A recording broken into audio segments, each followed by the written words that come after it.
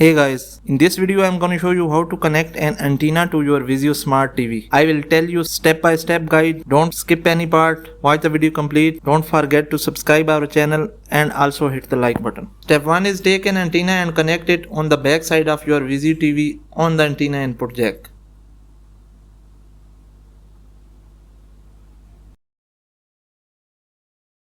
Next step is to press menu or settings button from your Vizio TV remote. Next step is to navigate to the channel option. Step 4 is to click on Find Channels.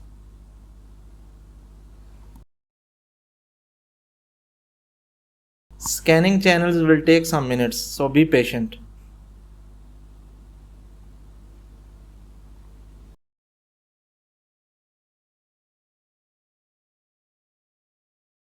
After completing the scanning, go to View All Free Channels to watch your favorite channels.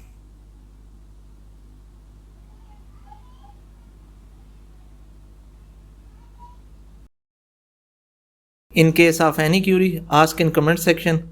We will be happy to reply them. Don't forget subscribe our channel. That's the video for today. Thanks for watching.